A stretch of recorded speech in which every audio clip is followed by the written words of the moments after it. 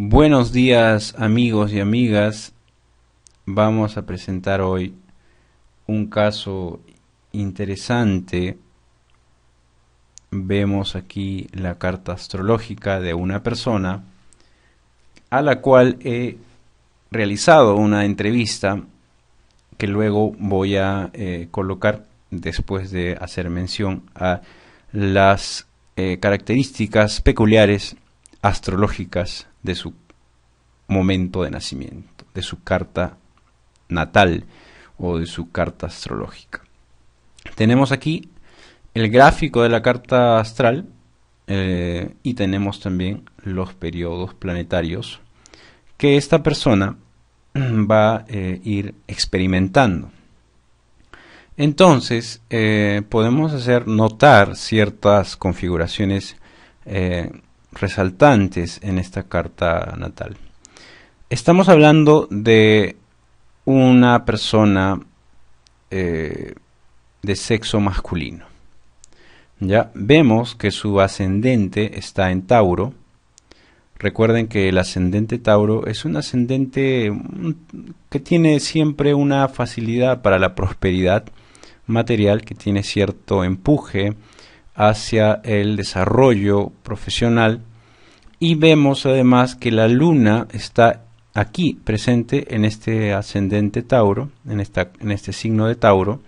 Se encuentra en exaltación, es decir, está muy bien la luna. Le estoy poniendo 2 checks o hasta 3 checks, porque realmente la posición de la luna es muy buena en el ascendente y en exaltación. ¿Ok? Esta luna rige la casa 3. La casa 3 tiene que ver con todo lo que son documentos, papeles, registros, etcétera, etcétera, ¿no? Y también tiene que ver la luna, digamos, exaltada en el ascendente, predispone a la persona a poder conectarse con la gente, con el público, con las multitudes. Lleva algo especial esa luna, algo llamativo, algo atractivo, que hace que esta persona se pueda conectar con el público y que tiene al mismo tiempo relación con ciertos documentos, ciertos papeles, ciertos registros que esta persona mantiene. ¿Ok? Luego podemos notar que tiene al regente del ascendente, que es Venus, lo tiene en la casa 10, en el signo de Acuario.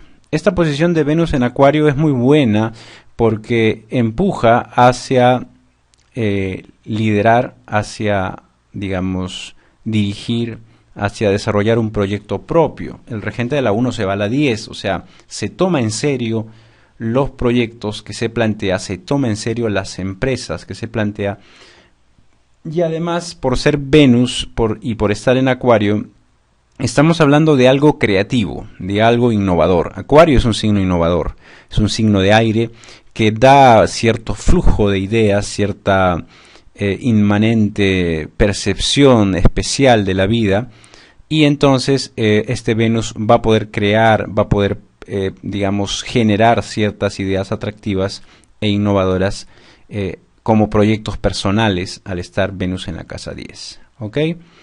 El Sol, que está cerca de Venus, rige la casa 4, y eso hace mención a la integración de esta persona con su ambiente, con su espacio de vida, con su familia, la buena influencia de la madre. Recuerden que el Sol está distante de Venus lo suficiente como para no generar combustión. Así que la presencia del hogar, la influencia del hogar, la influencia de la madre es positiva para esta persona, este Venus que está en la casa 10. Hay una buena orientación de parte de la familia y de la madre con respecto al desarrollo profesional de este individuo. ¿Ok? Pero lo que más llama la atención personalmente a mí es este Saturno exaltado en una excelente posición en la casa 9, en Capricornio. Perdón, dije exaltado, es un Saturno en su propio signo. Saturno se exalta en Libra, aquí en Capricornio está en su propio signo. Entonces, este Saturno va a tener plena fuerza va a tener plena determinación, y al estar en la casa 9 indica que hay cierta bendición espiritual, hay cierta protección espiritual, hay cierta facilidad también para conectarse con personas en poder, personas con cierta dignidad, con cierto honor, con cierta fama, y con las que este nativo, esta persona nacida con esta carta natal, va a poder conectarse e interactuar y recibir guía. Ese Saturno en la casa 9 le va a permitir tener como maestros, como guías, personas que le van a dar pautas, le van a dar cierta orientación para que él pueda avanzar en sus metas personales. Recuerden que Saturno es el dispositor de Venus, o sea, Venus está en un signo de Saturno, por lo tanto hay cierta dependencia de su anfitrión, que es Saturno, pero Saturno está fuerte y en la casa 9, así que eso protege a Venus, le da seguridad y estabilidad al camino, a la línea del tiempo, a la línea del destino de este joven que nació en 1992, el 10 de marzo de 1992 a las 12:15, pasando a poco de pasar el mediodía, en Lima, Perú. Entonces, este Saturno también habla de viajes. Saturno en la casa 9 obviamente va a llevar a esta persona a viajar y a hacer viajes cada vez más distantes, más lejanos, y cuya importancia vital para esta persona va a ser importante, va a ser especial. Ahora, veamos los periodos planetarios y nos daremos cuenta que esta persona nació en el periodo ya terminando el periodo grande del Sol y comenzando el periodo de la Luna. Por lo tanto, los 10 primeros años los pasó en el periodo de la Luna. O sea, un buen periodo, un favorable periodo, un benéfico periodo, porque la Luna está exaltada en la casa 1. Así que hubo una muy buena influencia afectiva, una buena integración de la madre con él en esos 10 años, ¿no? Y está muy favorable. Luego, de los 10 a los 17, va a estar en el periodo de Marte. Este periodo de Marte es un periodo un tanto intenso, un tanto movido, porque Marte se encuentra exaltado y además Marte se encuentra con Saturno. Estos dos planetas, Marte y Saturno, tienen una presencia muy fuerte en la vida de este nativo. Marte empuja hacia sus intereses en el tema de pareja, en el tema de los socios, encontrar personas con las que pueda afianzarse, con las que pueda asociarse, y también personas que son del extranjero, porque Marte rige la casa 12, así que Marte lleva mucho lo extranjero, lo distante, y Marte también tiene que ver con el tema de pareja, o con los socios de algún proyecto, socios, o también estamos hablando de pareja, ¿ok? La esposa, una cosa así. Entonces, tenemos ahí una integración fuerte de Saturno y Marte que genera ciertos momentos tensos, o que genera de todas maneras ciertos accidentes, pero que terminan siendo más bien impulsores de una nueva perspectiva de la vida, impulsan algo más. Son accidentes que no se dan en vano, que no se pierden en un error más, digamos, una situación negativa más, sino que este nativo va a poder tomar esa experiencia y convertirla en un aprendizaje clave para el desarrollo de sus actividades, para el mejoramiento de su personalidad. Entonces eso se ve en este periodo de Marte, y luego de Marte entró al periodo de Rahu, y este periodo de Rahu es un periodo diferente, digamos. No es el mejor periodo, es más bien un periodo un tanto limitado, diríamos, que dará ciertos frutos, pero limitadamente. Rahu en la casa 8 en Sagitario no es un periodo que le va a permitir a este nativo dejar fluir todo su potencial, ¿no? Es un periodo un tanto limitado, porque Rahu está en la casa 8. Sin embargo, hay subperiodos que van a ir moviéndose positivamente. Dentro de la limitación de Rahu hay periodos buenos. Por ejemplo, el periodo de Júpiter, el actual periodo de Júpiter, que va de abril del 2012 a septiembre del 2014. Este periodo nos lleva a Júpiter, que está en la casa 4. Júpiter aspecta a Venus, aspecta al Sol, así que Júpiter está de todas maneras favoreciendo a, digamos, el avance de Brian a nivel profesional, ¿no? De todas maneras ayuda en ese sentido, genera contactos, amistades, es un periodo favorable, digamos, ¿no? ¿Ok? Luego viene el periodo de Rahu-Saturno en septiembre del 2014 a julio del 2017. Ese periodo se proyecta mucho mejor porque Saturno está ahí envuelto en ese contexto tan especial, digamos, ¿no? Entonces, tenemos una carta favorable, una carta especial. Recuerden que después del periodo de Rahu viene el periodo de Júpiter y después del periodo de Júpiter viene el periodo de Saturno, ¿no? Entonces, este joven que nació en 1992 tiene una carta de la cual, digamos, esperamos cosas muy interesantes, esperamos situaciones muy interesantes. Entonces, para entender mejor cómo ahora actualmente se está moviendo esta carta, cómo se está, digamos, desenvolviendo, digamos, las experiencias previas a los dos periodos más contundentes, que son el periodo de Júpiter y el periodo de Saturno, el periodo grande de Júpiter, el periodo grande de Saturno, vamos a escuchar la entrevista que le hice a esta persona, a este nativo, nacido el 10 de marzo del 92 a las 12:15 en Lima, Perú. Escuchemos y ahí nos vamos a enterar de quién estamos hablando. Buenas noches, Jack. Un gusto que nos hayas permitido visitarte hoy. No, muy buenas noches y gracias por interesarse por la vida de un coleccionista que tiene realmente muchos proyectos por consolidar. Claro. Cuéntanos un poco cómo inicia esta experiencia del coleccionar y el tema del fútbol. ¿Cómo es que se juntan estos dos temas, ¿no? Yo desde muy niño me inicié en el fútbol, en esta pasión futbolera uno de mis sueños como cualquier niño, ¿no? Fue llegar a ser futbolista. Claro. Empecé en academias, llegué a jugar en las divisiones menores del Club Sporting Cristal, este club de primera división. Era un jugador bueno, puedo decirlo, ¿no? Era un jugador bueno, anotaba muchos goles, tenía 12 años, recuerdo, y fue ahí donde se me da una lesión, una fuerte lesión que sin duda fue tan fuerte que me alejó totalmente del fútbol. Estamos hablando de ¿qué año? 2002, exactamente. 2002 pasa esta lesión que me aleja del fútbol, ¿no? Totalmente. Claro. Y entonces yo tenía una necesidad de seguir unido al fútbol, ¿no? Con un vínculo.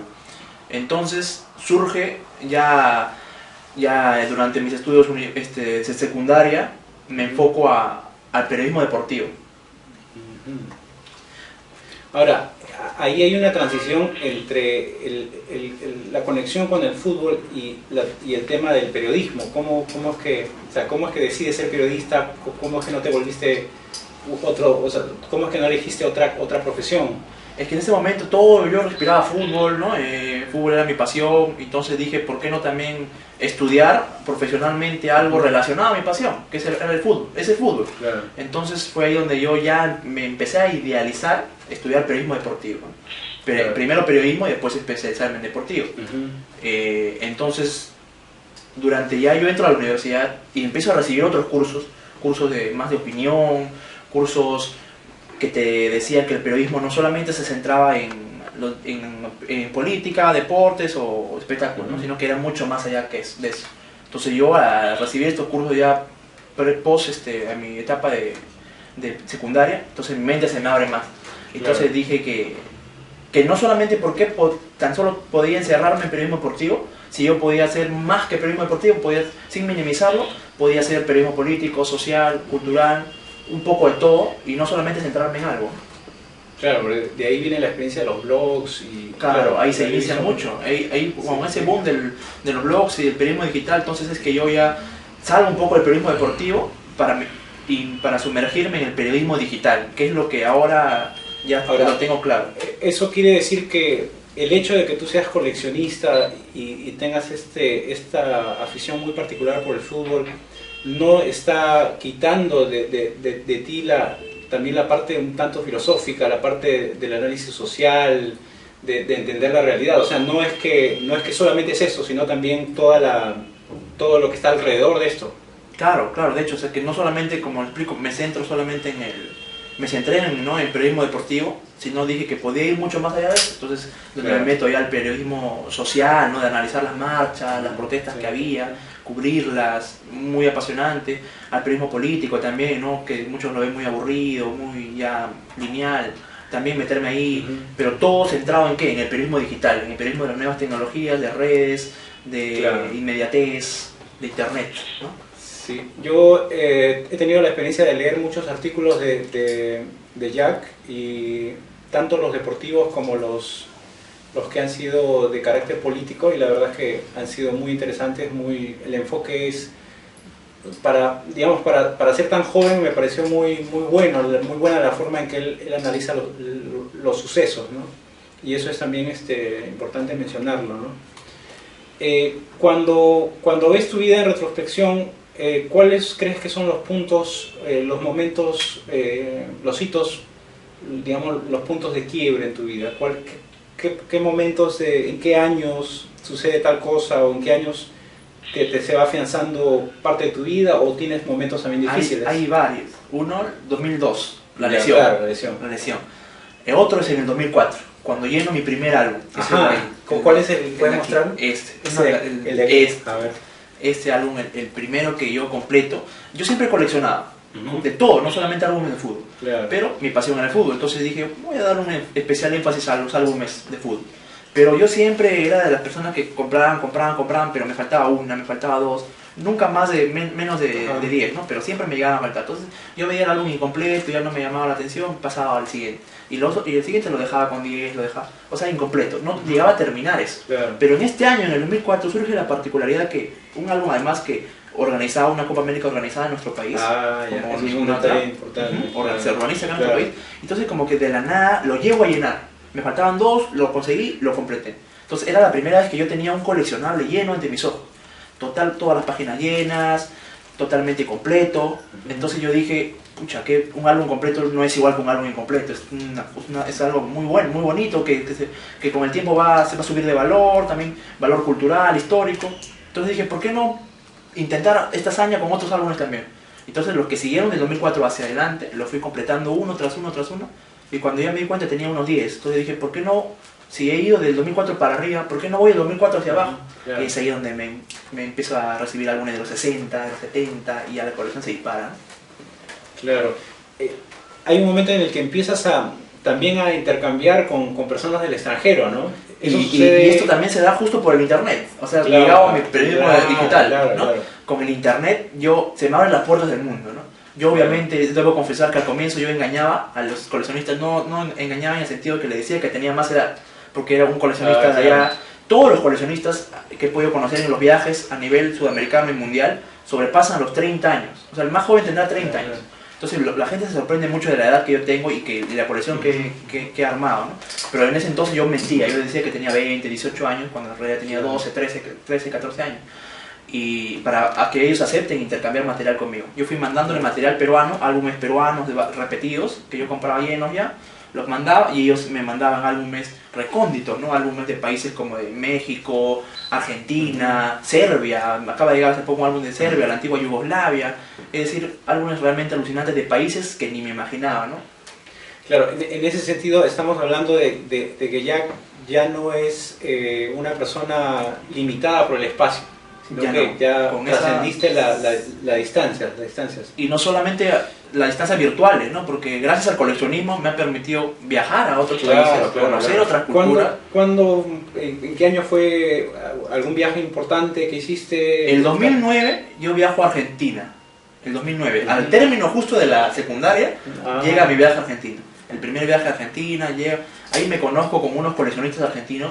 No eran los más grandes coleccionistas de su país, pero eran fuertes coleccionistas, a diferencia de yo que estaba comenzando. Entonces, yo no tenía tantos álbumes, no era tan conocido en esa época, pero aún así manteníamos buen contacto con ellos y se dio una bonita relación. Eso fue en el 2009. En 2010, época del Mundial, no hago ningún viaje, me quedo acá, pero ese año surge la primera entrevista en un medio masivo de comunicación, en Canal 4, y que da pie a muchísimas entrevistas más que vinieron después, ¿no? O sea, ese del 2010 fue el Mundial, el hincapié también de que fue la primera entrevista que me hace Canal 4 y la que da paso a toda una serie de entrevistas que vinieron después. Pero el 2010 no se hizo ningún viaje. El 2011, al año siguiente, hago este viaje a a Porto Alegre, perdón, Brasil. A Porto Alegre, Brasil, donde conozco al más grande coleccionista de allá de Porto Alegre, que él me decía, pero Porto Alegre no es un lugar turístico como para que vengas. Pero yo le decía, pero para mí el principal atractivo turístico es tu colección. O sea, no me importa a mí otra cosa que tu colección, que conocer. Y fue ahí donde me enseñó tu tremenda colección. Y de cada coleccionista yo iba extrayendo algunas cosas. Algo que me alimentara para yo seguir mis proyectos personales.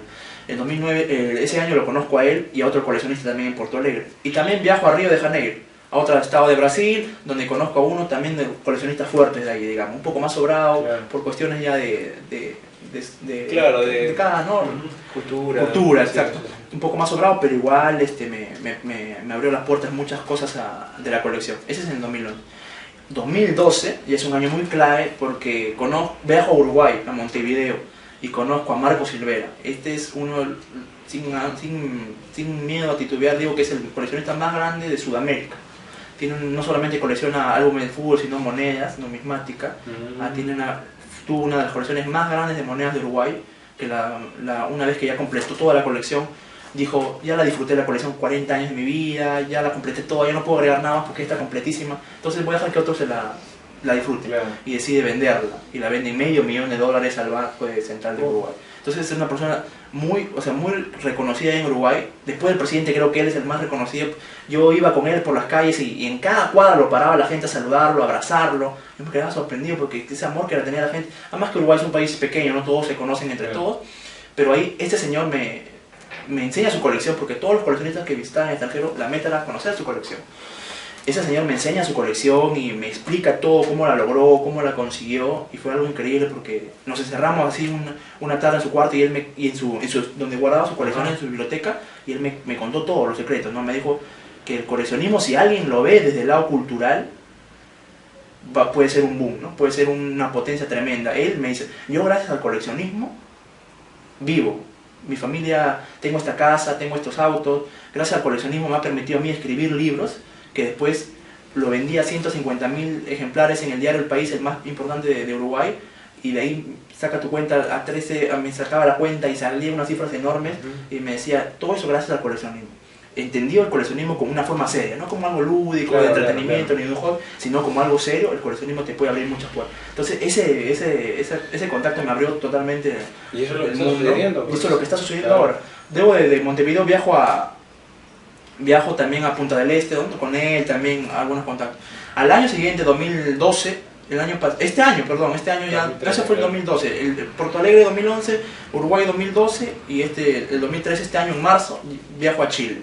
Y a Chile yo ya llegaba con una biografía, digamos, ¿no? Entonces ya había pasado por varios países, había conocido a varios coleccionistas, y es así que el Museo del Colo-Colo de Chile, así como decir 10 veces más que una Alianza Lima de Perú, un club importante del país, me recibe, me abre sus puertas y me da un espacio del museo para yo iniciar una muestra. Porque ya en Uruguay ya llevé una muestra de mi colección a exponer, allá en Chile también la llevé, y ellos me dieron todas las facilidades, me acogieron, me trajeron prensa, es decir, el mismo museo de un club, entonces ya era un peso muy grande que le daba mi colección. Entonces todo esto ayudó a que ahora, dentro de 2 días, sábado, el 24 de agosto yo estoy viajando a México, a 4 estados, ya no. En los otros viajes que hacía máximo llegaba a 2 ciudades, ¿no? A esta ya voy a llegar a 4 estados, a Acapulco, que es Guerrero, Estado de México, Distrito Federal y Toluca. Es decir, 4 estados de México. Y ahí yo sé que se va a abrir más puertas, porque parece increíble, pero cada viaje, si yo me quedé asombrado con la clase de personas que eran los brasileños de Porto Alegre, después con la increíble colección de Marcos Silvera, después con el acogimiento de Chile. Es decir, cada viaje la gente va superando al anterior en cuestión de amabilidad, de conocimientos y de todo. Y este viaje entonces va a ser, yo presumo y desde ahora ya lo vaticino, que va a ser muy interesante, porque voy a compartir ahí toda la estadía con Raúl Valencia. Este ya es uno de los más grandes coleccionistas también de su continente. ¿Por qué? Porque tiene una colección de más de 100.000 artículos de fútbol y ha sido candidato a los récords mundiales Guinness. O sea, es un tipazo y que se ofreció a recibirme. Es que entre los coleccionistas se da una camaradería increíble, que por el simple hecho de que tú sepas que un coleccionista va a pisar tu país, entonces el trato es mucho más que un familiar. Imagínate. Entonces, este viaje a México va a ser el primer viaje fuera de Sudamérica. Fuera del continente. Fuera del continente. Intercontinental, claro, el primero. Y entonces ya poco a poco está haciendo y todo, cada vez más lejos. Y todo eso, ¿a qué camina? ¿No? O sea, ¿qué caminan los viajes? ¿A qué camina la colección? A que todo eso es un camino que se está recorriendo para llegar al punto que es el Museo Coleccionable de Fútbol. El punto aparte de la colección, ¿no? Es decir, la colección ahí va a tener ya su lugar físico, real, un lugar donde va a estar establecida en una parte de nuestro país, de nuestra ciudad. Va a estar ahí la colección permanente para el público que la vaya a ver. Ya está, de cada museo, de cada país que yo he ido a ver, he sacado algunas ideas para formar el mío propio, claro, ¿no? Entonces ya, pero como el museo mismo es un proyecto ahora, entonces tiene que pasar por varias fases. Ya pasamos a la fase del proyecto escrito, un proyecto sustentado donde se explique la idea. Ya pasamos a la fase del museo virtual. Tenemos mucha acogida en redes sociales, una acogida increíble, en Facebook sobre todo. Ya pasamos a la fase del museo itinerante, que es hacer exposiciones durante varios países y nacionales. También hemos hecho 3 en Lima.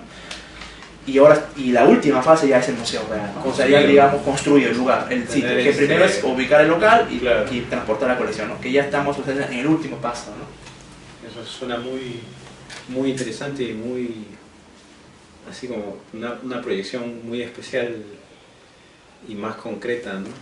Y además que para todo o sea, los peruanos están muy ligados al fútbol, ¿no? Entonces eso va a ser muy bueno para tanta la juventud que tiene ver el fútbol de otra manera, no solamente ya en la televisión, sino verlo históricamente, porque eso de acá tiene mucha historia. Ese es uno de los puntos, porque la gente en el Perú, no, pese a que nuestro fútbol está mal o no, eso se reconoce, pero la gente sigue, o sea, ve al fútbol desde el lado informal y desde el lado chicha. Entonces con este proyecto también se persigue 3 puntos fundamentales. Ver al fútbol, revivir la memoria colectiva a través de los artículos de colección. Porque está 100% comprobado, en cada exposición que yo he hecho he comprobado eso, lo puedo decir que está 100% comprobado, que la gente al ver una figurita, por ejemplo, la gente en las exposiciones ve esto y ve la figurita de Perico León, de nuestra selección peruana de México 70. Entonces la gente al ver esta figurita se retrocede en el tiempo, revive su memoria colectiva y entre ellos se dicen, oye, yo este año pasaba una crisis familiar muy fuerte, me acuerdo, pero mira, lo llegué a completar el álbum. Es decir, esta figurita le lleva a él a traer muchos recuerdos de su infancia o de su época que lo coleccionó. Entonces se revive la historia, la memoria colectiva. Otro de los puntos es incentivar al coleccionismo. En época que vivimos nosotros rodeados de otros vicios como el alcoholismo, drogadicción, entre otros, el coleccionismo surge como una alternativa ante estos males sociales.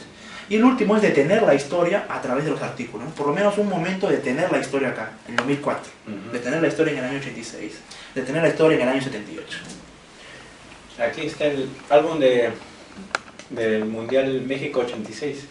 Yo recuerdo mucho este Mundial porque en esa época cuando era niño vendían unos caramelitos con la bandera del Mundial. Los caramelos mundiales con todas las banderitas. Yo no recuerdo muy bien los detalles del Mundial, pero recuerdo la emoción que había. Esa es lo que has dicho es exactamente, o sea, es real.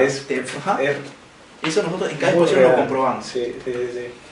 Y entonces, realmente lo que estás haciendo es muy especial y eso es lo que habíamos estado mencionando cuando veíamos un poco la carta astral de Jack, que era una carta muy diferente, muy particular, muy que se espera mucho de él, ¿no? Los detalles de la carta, los detalles de estas configuraciones cuando él nació. Por ejemplo, para mencionar uno que me parece resaltante es que Jack nace con con Saturno en una muy buena posición. O sea, cuando naces, cuando uno nace, digamos, las estrellas y los planetas están acomodados de una manera particular.